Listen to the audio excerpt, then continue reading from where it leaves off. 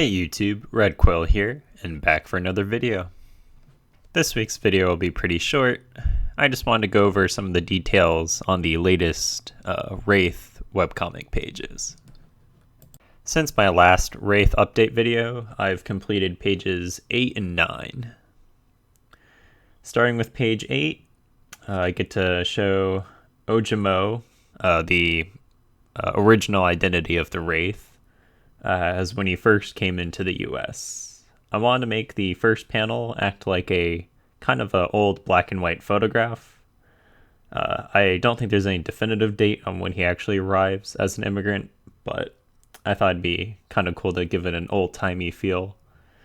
So that whole panel, I just did some really faded grays to make sure Ojomo is the main focus of that photograph. I've tried to fade out all the background characters where they're still visible, but the focus should just be on Ojomo himself.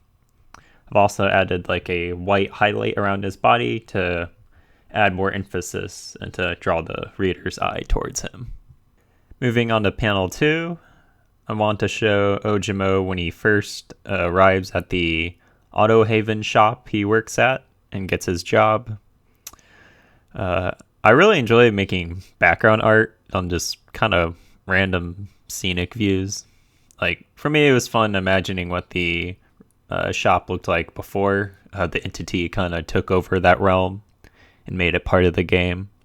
So I just, I got to decide what the shop looked like before the roof and the walls were ripped open to make windows for vaulting in the game.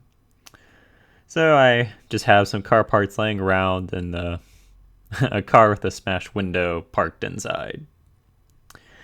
That little orange Grace car stand in the middle of the shop is actually seen in the game. In the current game, I believe currently on the map, there's still a car on top of it with a tarp, and there's usually a generator right in front of it. But since this is from before, the entity has taken over this area, so for creative freedoms, I did not include the car on top of the stand because I wanted to make room for a Wraith shadow silhouette, kind of hinting at what Ojomo will become.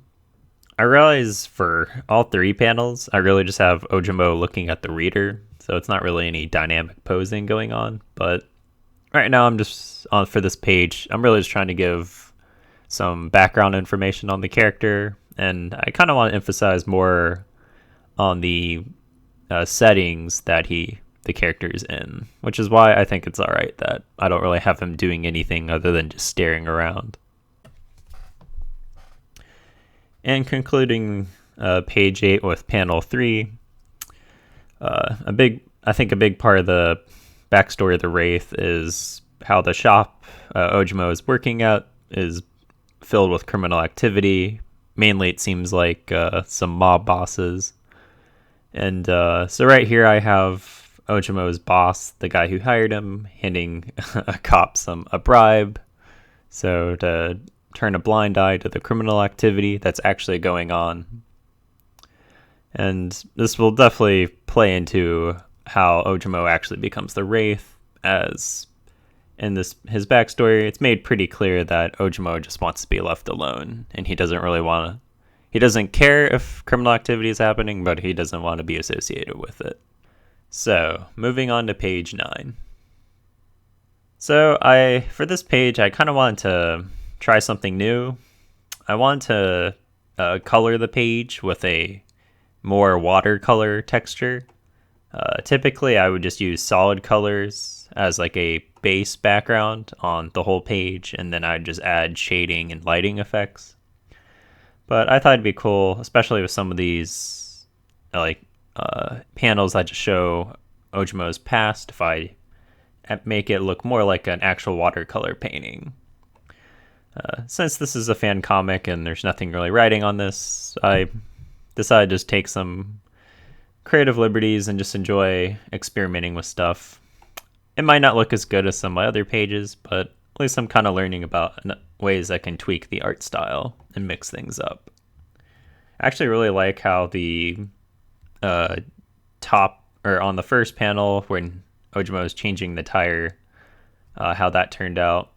I think the nice faded effect on the car and the shading and lighting textures that just naturally come up when I use very watery watercolor paints is kind of a nice effect, and I think I'll continue to use it in the future.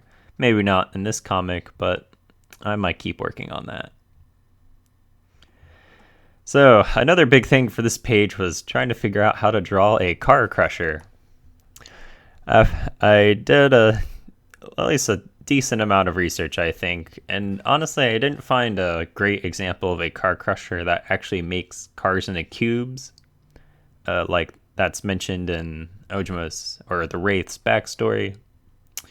So I, using my very limited ideas on how one could work, I kind of constructed my own version of a car crusher. I did base it off of some images I found online, but again, this is kind of a loosely original design. So hopefully it doesn't look too unrealistic, but it was at least fun experimenting with ideas. Hopefully it gets the point across. But yeah, the main thing with page 9 is I got to experiment using a watercolor tool that I normally wouldn't use, and I also have to kind of get creative on how I actually want to implement drawing the crusher.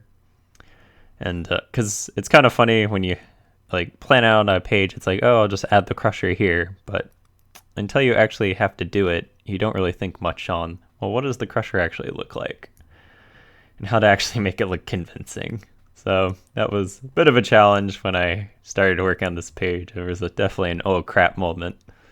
But I think it turned out okay. It looks a little rough, but I think it's passable. Let me know in the comments below if you think it looks like garbage, but I don't know. It was fun coming up with ideas. So until the next video, I hope you're all having a great one.